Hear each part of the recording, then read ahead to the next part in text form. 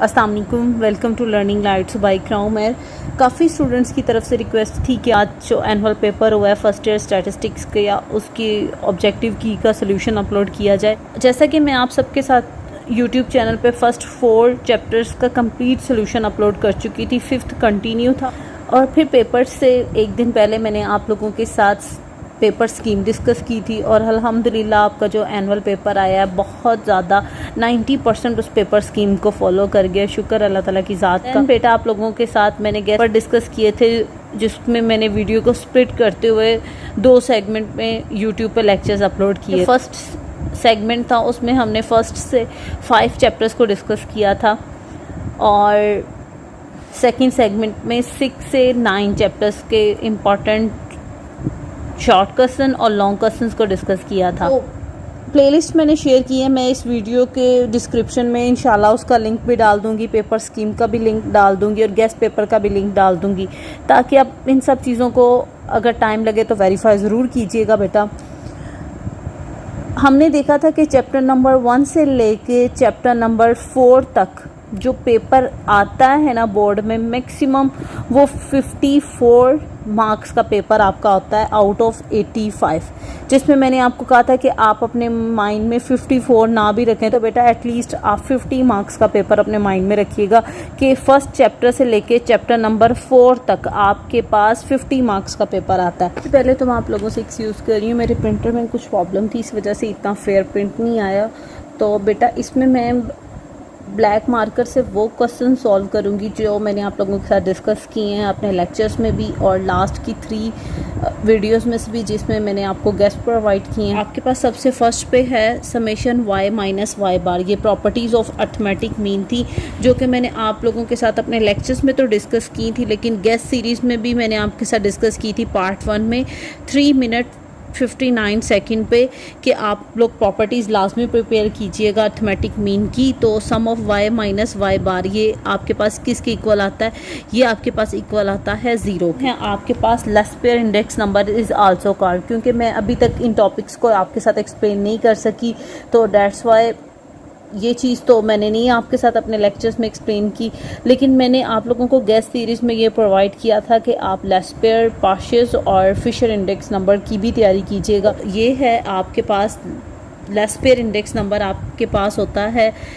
Base year wait, इसको कहते हैं। आपके पास a random variable is named as, आपने ये चैप्टर नंबर 7 में से आया है और मैंने आपको चैप्टर नंबर 7 के सिर्फ 3 ही गेस्ट प्रोवाइड किए थे। एक मैंने कहा था कि रैंडम वेरिएबल की डेफिनेशन कर लें, एक डिस्क्रीट रैंडम वेरिएबल की डेफिनेशन और एक कंटिन्यूस रैंडम वेरिएबल की डेफिनेशन, जबकि एक जो पॉइंट है वो MCQs में आ गया और रिमेनिंग के 2 मैंने देखे कि आपके पास सब्जेक्टिव में भी आया हुआ है as a short question define discrete and continuous random variable. तो रैंडम वेरिएबल जो होता है ना आपके पास वो एक चांस वेरिएबल होता है, तो इसका राइट आंसर था चांस वेरिएबल। फोर्थ है आपके पास limits of a binomial distribution. मैंने आपको चैप्टर नंबर 9 के जब गेस्ट प्रोवाइड किए थे तो मैंने आपको कहा था कि बेटा बाइनोमियल डिस्ट्रीब्यूशन की तो डेफिनेशंस को बहुत अच्छे से प्रिपेयर कीजिएगा और एक लॉन्ग क्वेश्चन भी बाइनोमियल डिस्ट्रीब्यूशन का आएगा, प्लस मैंने आपको इसके पैरामीटर्स भी डिस्कस किए थे। I think so second part जब एंडिंग हुआ था ना तो मैंने आपको कुछ बोनस टिप के तौर पर ये पॉइंट्स डिस्कस किए थे, तो देखते हैं इसमें से कुछ वैलिड हो रहा है हमारे पास कि नहीं। Limits of a binomial distribution, तो बेटा बाइनोमियल डिस्ट्रीब्यूशन की लिमिट्स होती हैं वो आपके पास 0 to n होती है। फिफ्थ है yield from a plot is dash variable, आपने बताना था ये टाइप्स ऑफ वेरिएबल हैं, चैप्टर नंबर 1 से आया आपके पास और ये भी मैंने अपनी वीडियो के सेगमेंट में आपके साथ डिस्कस किया था फर्स्ट पार्ट में 1 मिनट 28 सेकंड पे कि जो डिफरेंट टाइप्स ऑफ आपने वेरिएबल्स तैयार करने हैं। तो बेटा उसमें जब आपने देखा होगा ना यील्ड फ्रॉम अ प्लॉट, ये आपके पास एक कंटिन्यूस वेरिएबल होता है। 6 है आपके पास बेटा ये प्रोबेबिलिटी में से आया, probability of drawing a card of S is, आपको पता है कि पैक ऑफ 52 कार्ड्स में जो एस कार्ड होते हैं ना वो आपके पास 4 होते हैं, तो 4 डिवाइडेड बाय 52, तो जब आप इसे डिवाइड करोगे ना तो ये आपके पास आ रहा है 1/13, तो इसका राइट आंसर था 1/13। एक्सप्लेन किया था कि कार्ड की नॉलेज को बेटा ज़रूर अपने माइंड में रखिएगा। 7 है आपके पास median divide the set of data into dash equal part, तो मीडियन अपने डेटा सेट को कितने पार्ट्स में डिवाइड करता है 2 पार्ट्स में। जबकि 8 है when a coin is tossed 3 time, n of S. बेटा ये सैम्पल स्पेस है, ये मैंने आपको जस्ट अपने गेस्ट पेपर में प्रोवाइड किया था कि आप सैम्पल स्पेस की डेफिनेशन को तैयार करें। अगर आपने डेफिनेशन तैयार की होती ना तो ये पॉइंट आपका कवर हो रहा था डेफिनेशन में।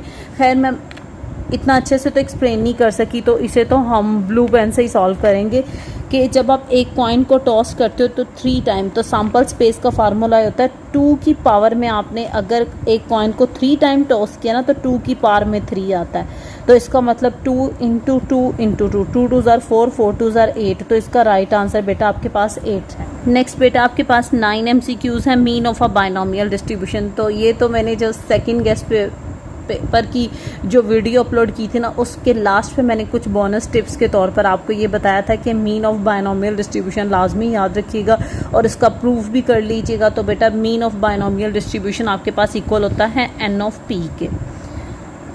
10th है first moment about me. Moment पे तो मैंने आप लोगों को बहुत रिस्ट्रिक्ट किया था कि आप अच्छे तरीके से मोमेंट को प्रिपेयर कीजिएगा।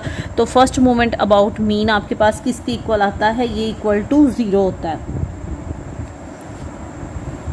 इसको भी हम ब्लैक से करते हैं क्योंकि लास्ट में हम काउंट करेंगे कि आया 17 में से कितने मार्क्स का पेपर ऐसा आया जो मैंने आप लोगों के साथ एक्सप्लेन किया। 11 है teaching and research journals are dash sources for collection of data. बेटा ये आपके पास चैप्टर नंबर 1 से आया और चैप्टर नंबर 1 के गेस्ट पेपर में मैंने आपको ये बात बताई थी, लास्ट शॉर्ट क्वेश्चन था कि आप लोगों ने ज़रूर तैयार करने हैं sources of primary and secondary data. और ये पॉइंट मैंने आपके साथ डिस्कस किया था 1 मिनट 57 सेकेंड पे पार्ट 1 वाली वीडियो में। तो ये आपके पास टीचिंग एंड रिसर्च जर्नल्स, ये जो सोर्सेज होती हैं ना सेकेंडरी डेटा की सोर्सेज होती हैं। है आपके पास बेटा if y is equal to ax plus B then variance of y। ये भी काफ़ी इंपॉर्टेंट है, ये भी मैंने आपके साथ एक्सप्लेन किया है। गेस्ट सीरीज़ में भी मैंने आपको बताया कि ये तैयार कीजिएगा, प्लस मैंने इस पे एक कंप्लीट लेक्चर भी बनाया था कि प्रॉपर्टीज़ ऑफ वेरिएंस को कैसे हम याद करते हैं। तो बेटा जब आप इस पे वेरिएंस अप्लाई करते तो ये आना था variance of y is equal to variance of ax plus variance of b।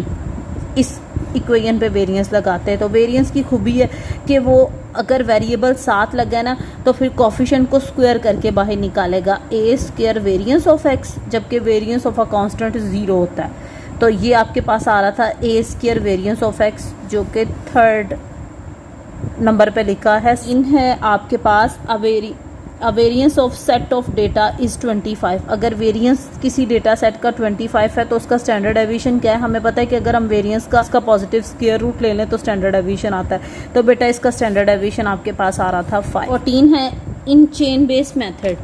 Chain base method में आपने बताना है कि बेस पीरियड क्या होता है। तो बेटा मैंने आपके साथ जब लिंक रिलेटिव्स का टॉपिक डिस्कस किया था ना तो मैंने उस टाइम ये पॉइंट आपके साथ बताया था कि चेन बेस मेथड में जो बेस पीरियड होता है ना वो फिक्स नहीं होता, ठीक है, वो लूप की तरह होता है क्योंकि चेन फॉर्म कर रही होती है। आई थिंक सो मैंने आपके साथ ये एग्जांपल भी डिस्कस की थी कि अगर आप चेन देखें तो एक लूप सेकंड लूप के साथ अटैच होता है। अब 3rd लूप किसके साथ अटैच होगा, सेकंड लूप के साथ।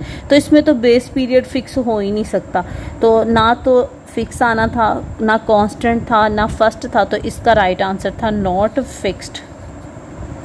15 है y is equal to ax plus B then y bar. बेटा ये भी प्रॉपर्टीज़ ऑफ अर्थमेटिक मीन थी जिसको सिर्फ और सिर्फ आपकी बुक में या आपके इस तरह याद कर रहे थे, mean is affected by change of origin and change of scale. जबकि मैंने जब आपके साथ ये प्रॉपर्टीज़ डिस्कस की थी ना मैंने ये प्रूफ भी करके दिखाया था। तो बेटा जब आप इस पर y बार अप्लाई करोगे तो ये इसके इक्वल आ जाएगा और ये इधर आ जाएगा। अब y बार क्या करेगा, a को बाहर निकालेगा तो x वेरिएबल है ना तो इसके ऊपर x बार आ जाएगा प्लस b। तो a x bar plus b, इसके अकॉर्डिंग आपके पास ये c राइट आंसर था। 16 है बेटा आपके पास expected value of x square is equal to 29, expected value of x is equal to 4। आपने variance of x find out करना था। ये पॉइंट मैंने आपके साथ नहीं डिस्कस किया था लेकिन एक्सपेक्टेशन के इस टॉपिक को मैंने रिस्ट्रिक्ट किया था। तो इसको सॉल्व हम ब्लू मार्कर से करते हैं। बेटा आप लोगों ने चैप्टर नंबर 8 का ये MCQs था, आपने देखा होगा चैप्टर नंबर 8 में कि वेरिएंस ऑफ एक्स का फार्मूला था expected value of x square minus expected value of x का होल स्क्वायर।